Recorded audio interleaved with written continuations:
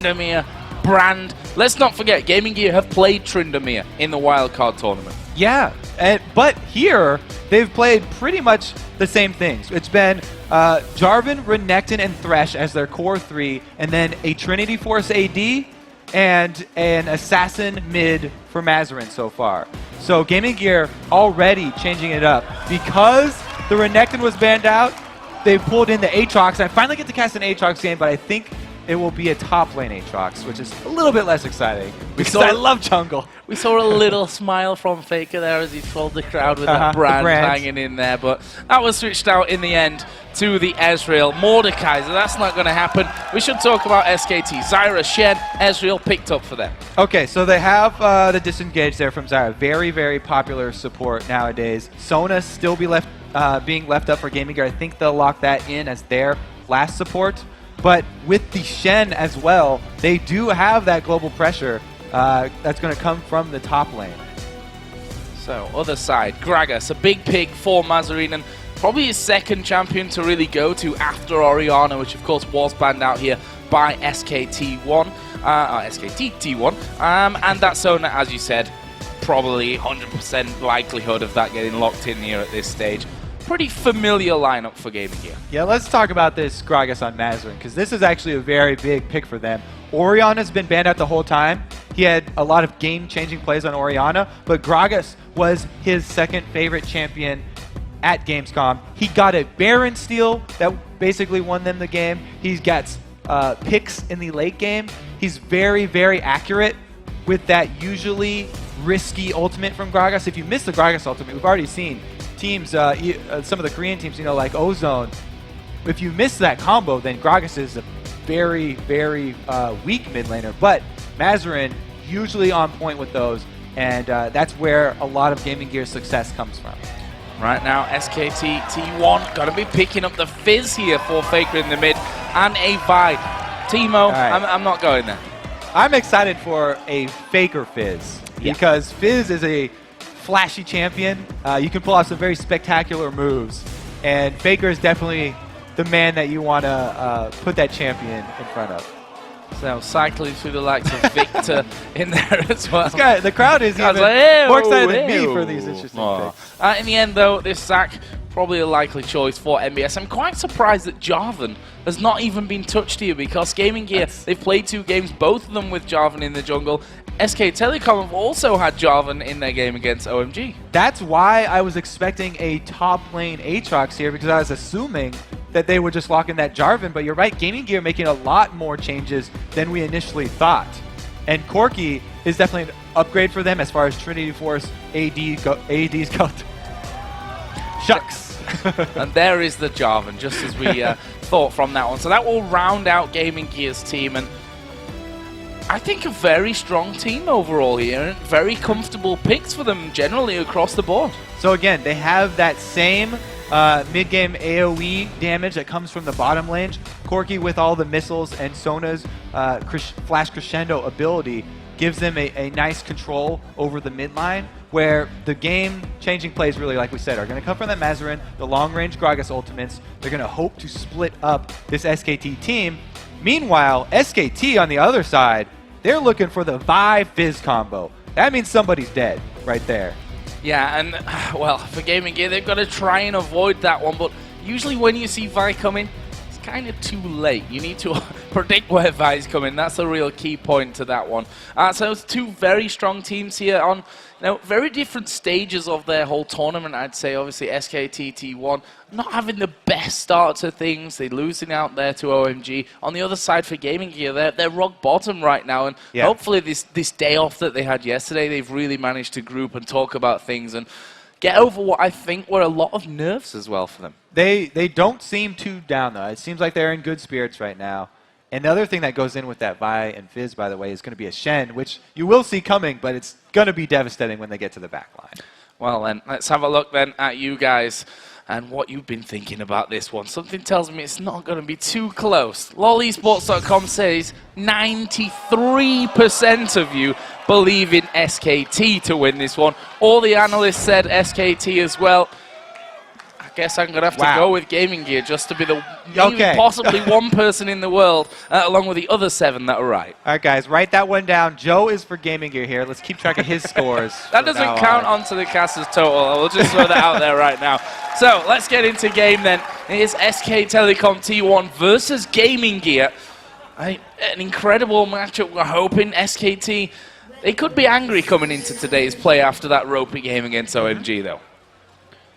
And Gaming Gear, they have had very, sporadic spots of brilliance. In the mid-game, they've had some team fights where they win when they're already down by like 10k gold, yet they still come out ahead in one of those later game team fights. So they do have the ability to even win after they're already behind. So if they can get off to a good start, then maybe you and that 7% of the fans could show everybody that they've put all their eggs in this SKT basket erroneously. I got you, 7%. We're good for this one. Right now, Gaming Gear are down on the bottom side of SKT's jungle. SKT were up in the top side of Gaming Gear's jungle. See that those wards closely identical on both sides of the map. One difference, however, is that Gaming Gear already had a ward there by red and spotted them moving around. So they will have knowledge, but you're right. Those are the sort of classic dual red side invades. I mean, SKT1 are the ones that have the lane ward, so they'll see Aatrox going up top. And Aatrox as the top laner, the reason that Wicked really likes him so much, because you can make use of that passive very early, go for a turret dive and a flashy kill early, and then once you have your ultimate, popping that with the extra attack speed you get from charging up Bloodwell means he's a beast at taking down turrets if ever left alone. So there's a red buff taken from Alanir, and a very quick one at that, using his smite here to get that one away, actually leaving up part of the camp as well. So Bengi's going to come around and have to reset that one a little bit later on. And because of that Tribush ward, they saw the exit of Alanir out of the jungle. So Bengi's not wasting much time here. He's not going to even go check his red, knows that it was stolen away, and he will answer here with the Gaming Gear red. So look at that statistic there for Mazarine. 100% win rate with Gragas from that wildcard tournament. We'll see if that can continue today. Certainly, I think a different caliber of opponents that he's going up against. It's Faker in the middle, after all. Faker's definitely a different caliber. Maybe be in his own league even. I don't know how many people can stack up against him. He will be going up against Reginald later in the day, so he has not faced all of the international mids. We'll see about that one. I'm sure Reggie's really excited about that one as well. He actually is really excited. He's not super confident, but he's very excited. Excited, at least. So we saw there a bit of counter jungling going on, and I say a bit, I mean really a lot, actually. Yeah. We've got the entire time Bengi on the top side of the Gaming Gear jungle. Alanir's down on the bottom side, and he's actually moving down now to that bottom side of this bottom lane. So we'll see if he can actually get in here. They've spotted him, though, from that Tribush ward. Ooh, good flash there from MBS. Gets out of the Vault Breaker range from Bengi. And there was no, late flash there from Bengi. You can actually Vault Breaker flash and still land that, but you have to instantly react. It's very, very difficult to do. Now Aatrox, with no flash, will have to worry. He does not have wards up top either. And with Alanir not backing yet, he's not going to be able to supply wards for Aatrox. So this mid lane then, Mazarine on Gragas versus Faker on Fizz, and Mazarine got a slight CS lead, got actually a level lead there. We saw him hitting level 4 that little bit earlier than what Faker's done, and Mazarine generally being good with this one, but Alanir right now is down in this bottom lane, hammering away on towards Piglet. They switch around. No! Deadly Brother going very, very low from this one. Piglet forced to flash away. Deadly Brother has managed to walk, but now they turn around. They're going in on towards Alanir. Are they going to be able to get across? Flash. Here is Bengi moving across. They've got a ward for Vision on towards Alanir. Right now, it looks like they might be able to get back to the turret. There's the grasping roots on Inspiro, and he does get back to safety. That exchange right there just reminded me that Bengi, or Piglet actually, he's running Ignite with the Ezreal. So he's definitely looking to Arcane Shift forward into the fights for cleanup, as opposed to backward. But Deadly Brother was the one, the ADK right there, overextending a little bit. Almost cost him his life. But nobody goes down. SKT1 are able to shove the wave into a turret, which is going to allow some CS to be lost right there for Gaming Gear. So Bengi on his way, and he's like, ah, look at that. Camp all up. Bad times. So, and we'll clear that one out. This top lane, despite that early pressure from Bengi, you know, MBS, no flash, but Aatrox's generally going to be that little bit safer with the ability to jump away, get his slows down, and have that passive for use if needs be. Yeah, Bengi having to clear out those small lizards from the lizard camp means that he knows Lanier doesn't have the timer on his red. So I don't think that there will be a repeat invade from Lanier on the second respawn of that red. But Bengi's going to be aware of that, so they can actually take advantage of around the 7-minute mark. We've seen a lot of these Korean teams go for secondary invades on the buff spawns. So Lanier just had a bit of a visit towards mid. Faker actually recalling from there, and he's going to come back into lane with double Doran's rings. Got himself some wards as well, so should be able to set things up for Bengi to actually get in there and have an impact. Yeah, and like you said, we're coming up on that 7-minute mark. So with Faker timing his recall already at 6 minutes, he's going to be ready with that power spike of the dual Doran's rings, but he's also bought pink ward and green ward, coming to clear out so much vision from that mid lane. You can see even Bengi as well as Ezreal doing their part, buying these pink wards.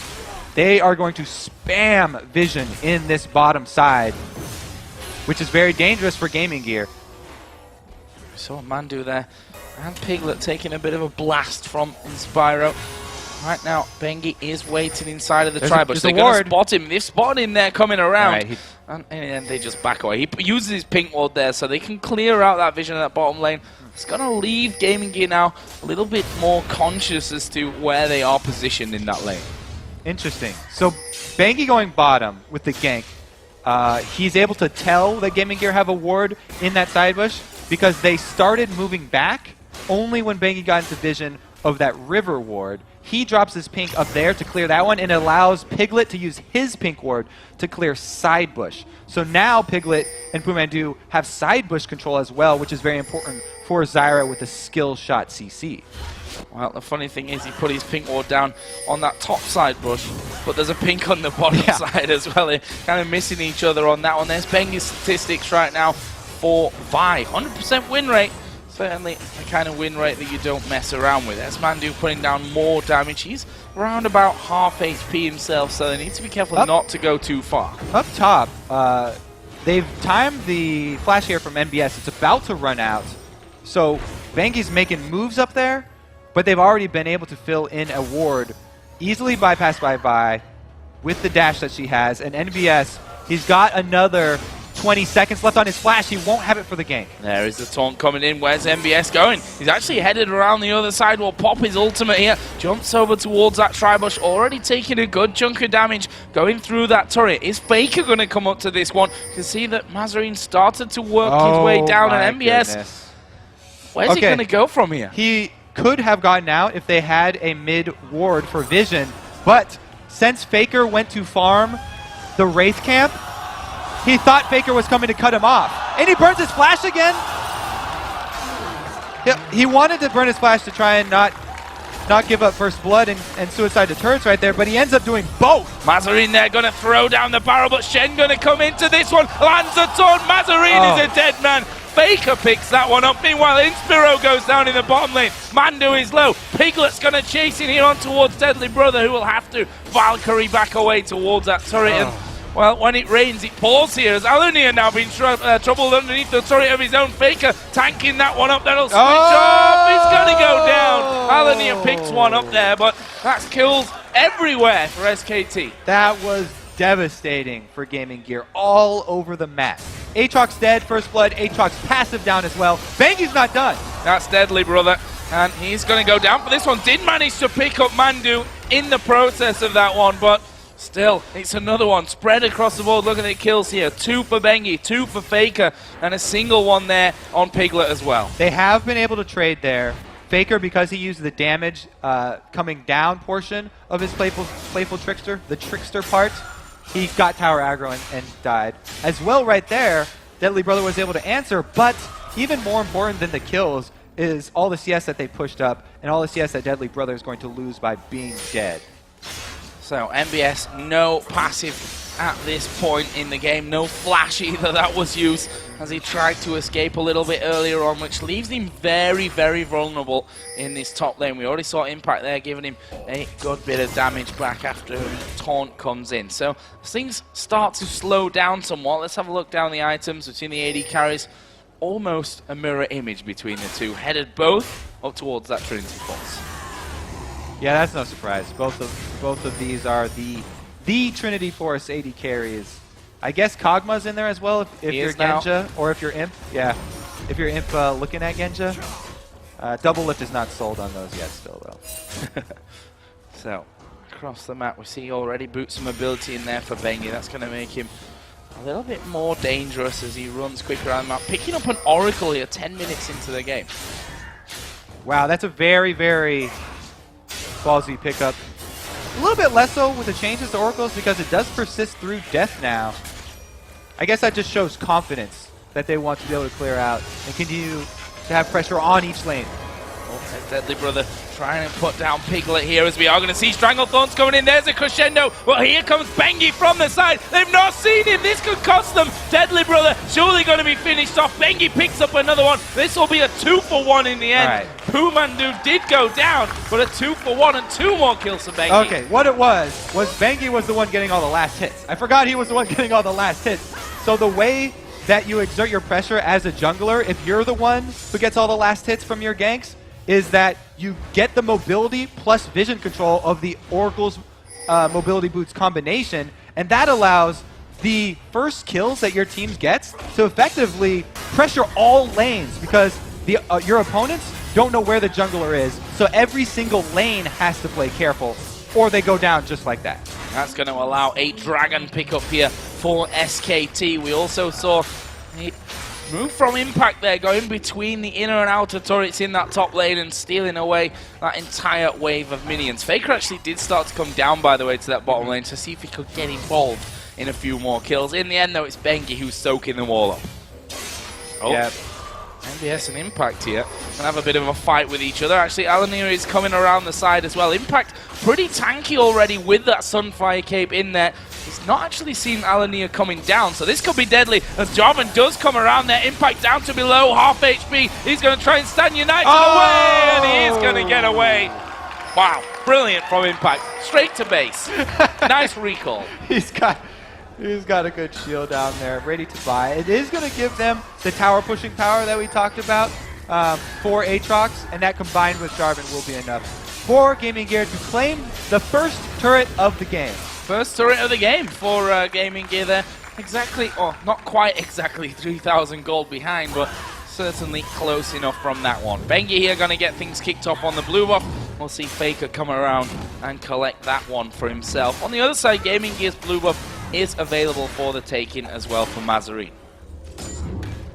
Yeah, Bengi actually doing a very good job of showing why it's a good thing to let your junglers have the kills, because they can visit all of the lanes and pressure the entire map because of the early roaming advantage that they have. And I also like that he's building into that spirit of the ancient golem on Vi, because it will give him some HP to make him a bit more tanky and tenacity for him to allow him to get out.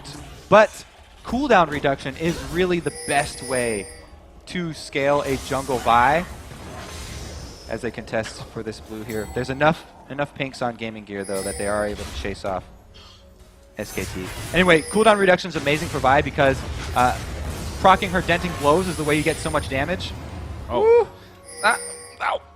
not great from Piglet, the aim on that one, but that turret going down very, very low there and will be finished off here along with that one as well. Piglet just trying to run as much of those minions down low as he can to prevent Deadly Brother getting the farm. Blue buff actually is still up there, so in the end they decided not to fully challenge for that one unless they left the camp up somewhat. No, it is still there, so SKT going to come around.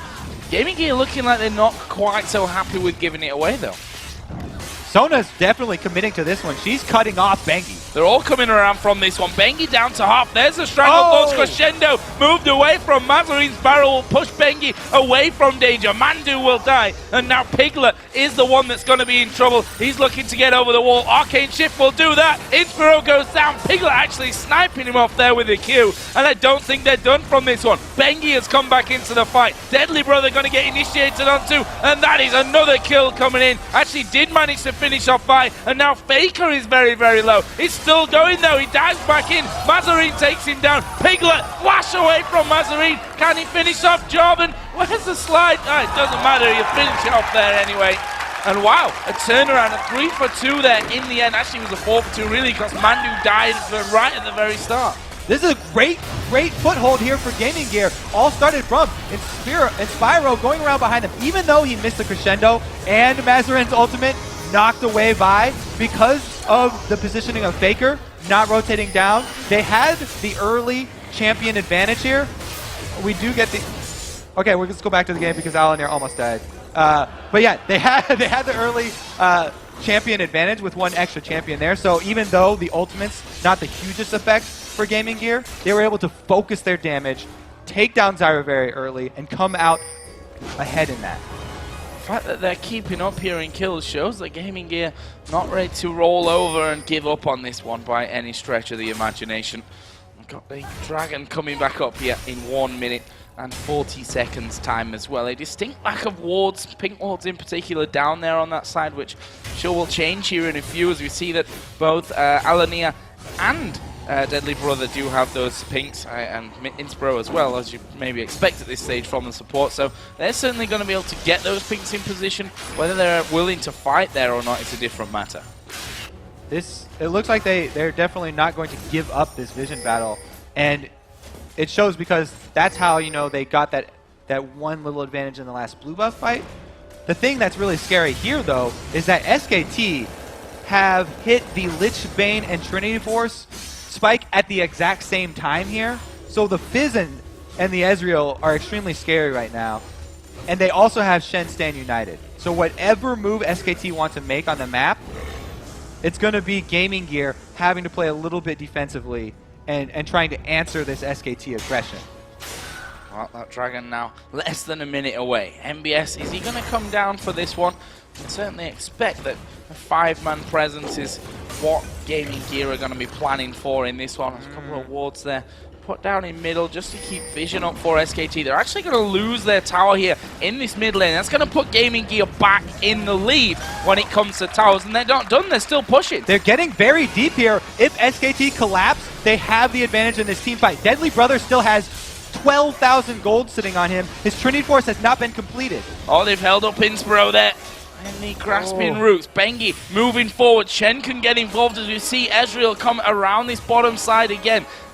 Gaming Gear actually headed down towards the Dragon position now, so they're going to set things up. Double ping ward, not ideal, but they're going to have that vision nonetheless. They start it off. They're burning it down very quickly here. SKT have by ulti. There we go. Bengi going to go in. They've gone for Deadly Brother. There's a crescendo coming back. Stranglethorns knocked 2 of them up. Inspiro, Alanir, they're both dead in this one. There comes the barrel from Gragas very late in the fight, but look at Faker. He's gone low. Bengi picks up the Dragon right in the middle of everything. This fight a little bit split. Double kill coming down in the end from Impact. Mazarine the only one to walk away from it with the Dragon going on to SKT. That's a lot of gold right there. I think Gaming Gear should have taken their exit when they got away from their mid push. Now Mazarine's still pushed up here, and it is still dangerous. Even though Vi and Shen ultis are down, he's got to be careful. Piglet taking a blast from Mazarine as well there in the end. Didn't fall, so that's all good from SKT's side of things. Look at the kill spread as well again after that one. 2-0-4 now on Impact Shen. 4-1-5 for Bengi. 2 kills in the mid for Faker. And a 5-1-4 Ezreal here for Piglet. That is scary. Here's a fight again. All right, so because SKT had collapsed earlier, Gaming Gear try and get Dragon and chew this one off. There's a good double taunt after Shen comes in. It was a beautiful, as well, ultimate there from Zyra, knocking them up and controlling them. But the Dragon still low means that even after all the kills that SKT got, they also got that Dragon gold. So it was just an all-around win for SKT. And And like I said, I think Gaming Gear bit off way too much because they had shoved out mid with very little resistance from SKT. They were fooled into thinking that they had the teamfight advantage and they could go for a dragon before basing for Deadly Brothers Trinity Force.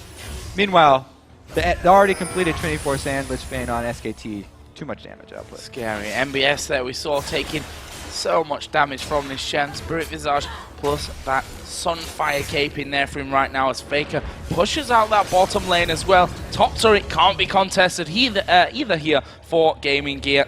Two-man team able to pick that one up, and it looks like with those wards down, they're going to start to close in towards this mid lane. With the amount of gold that SKT got from that last team fight around Dragon and the Dragon. Oh no, Mazarin's going for it. Yeah, Chum the Wards goes down, but good flash. Yeah, gets really himself back towards safety there with that body slam plus the flash coming in. Faker though, he'll be happy with that. Your flash has gone down. I can keep pushing him next time around. You're not getting away.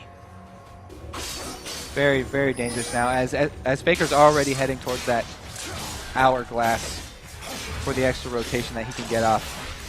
SKT1 right now, since they have control of the entire map, all I have to do is ward up the insides of the jungle here from Gaming Gear and CS all the lanes until they get the cooldowns back for another one of those decisive team fights. Look at Impact there over the top. In fact, forget that. It's Bengi coming around the side. Piglet was on the top as well.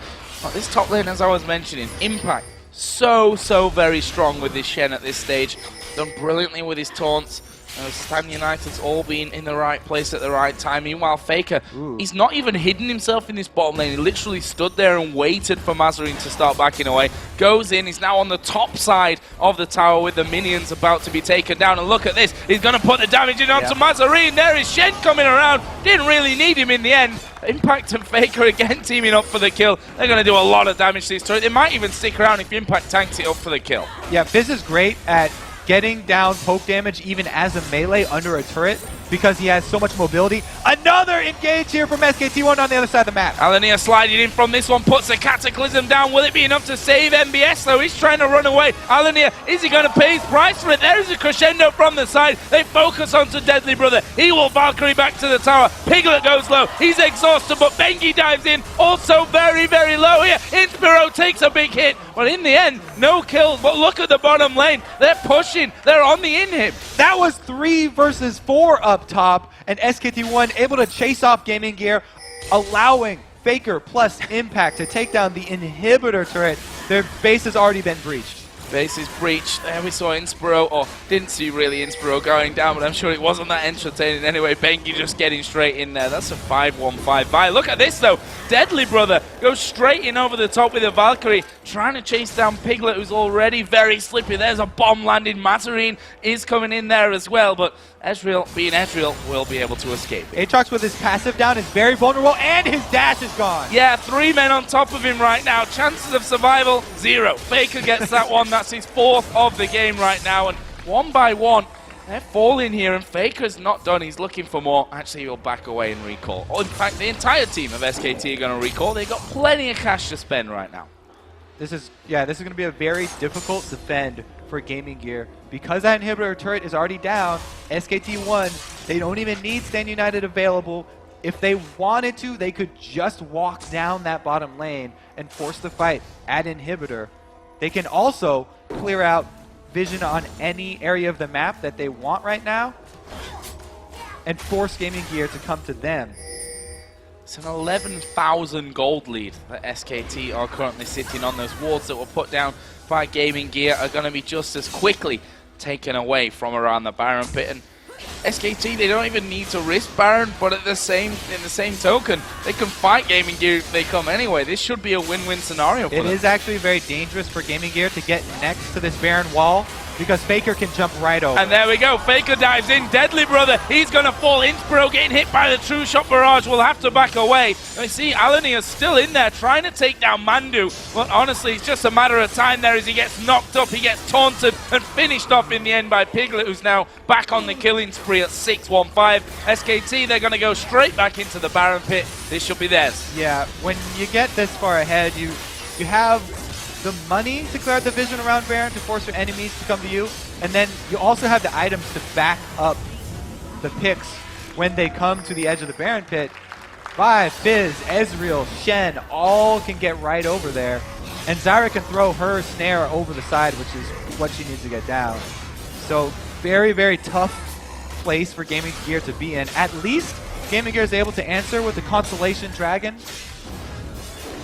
An added bonus, or a little bonus, I guess, because they not really added, just a bolt on to what happened a little bit earlier on. SKT, well, that gold lead is 12,000, 12,500 even at this stage of the game. We see that that's actually the first dragon of this game for Gaming Gear. We'll see if they can do anything to stay in this one. Right now, though, they're going to be on the defensive. SKT T1, they've got Baron on, they've got a massive lead in both gold and obviously then translated into the items. This is a dangerous time for Gaming Gear. And they've got a massive lead with a team that has a guaranteed engage. They've got Vi backed up by Shen and Fizz the Assassin. Like I said, very good at poking under turrets even though he's melee. Wow, that's Alan here. Two-shot barrage comes across there. And just that combo almost taking him down. Faker moves in as well. Suddenly Dancer's back and all that time has managed to pick themselves a turret. Faker actually uses Zhonya's there. But Mazarin didn't explode the barrel till the Zhonya's actually came out and he took the damage for it anyway. Never mind, Faker goes back. Rest of SKT still hanging around there. Shen still pushing this bottom lane out. There's not a lot left in this game for Gaming Gear. And they continue to push as well there on the steps, and there's so much on the back foot here. And SKT, honestly, they're going to have to make a big mistake. Probably even more than one mistake at this stage.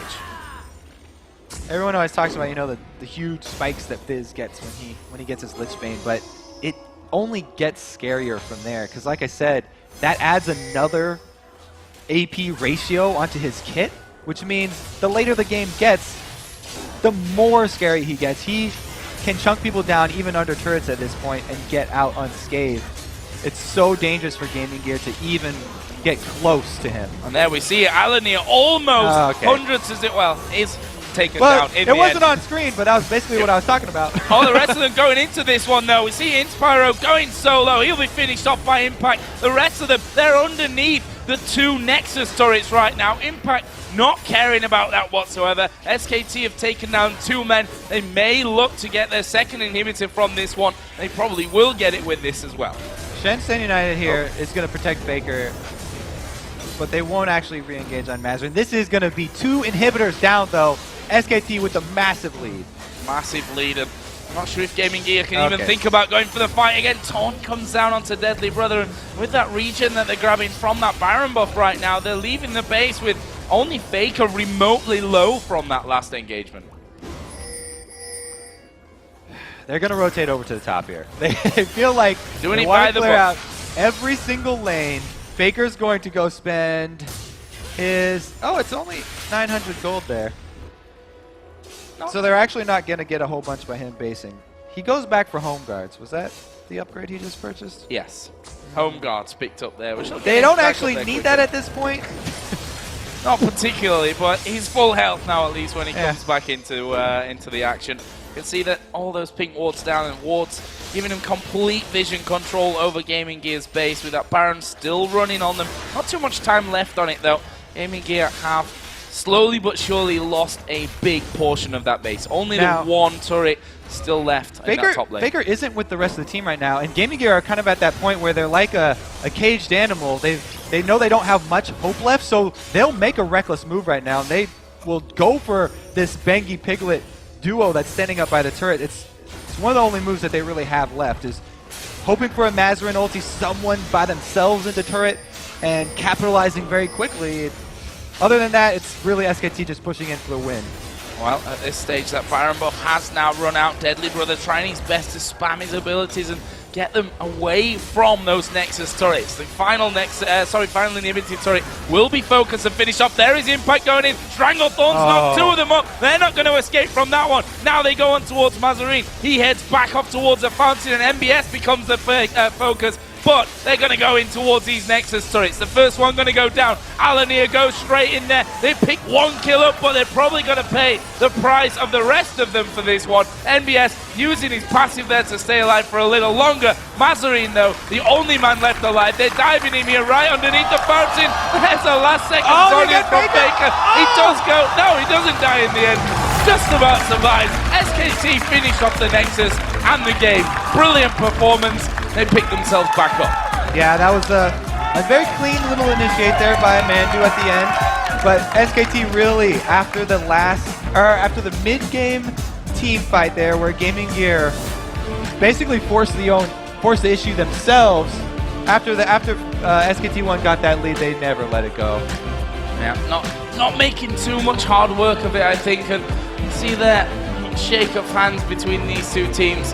Very respectful, sportsman-like behavior as you would have come to expect at this stage of things. And you know, GamingGear, that's another loss for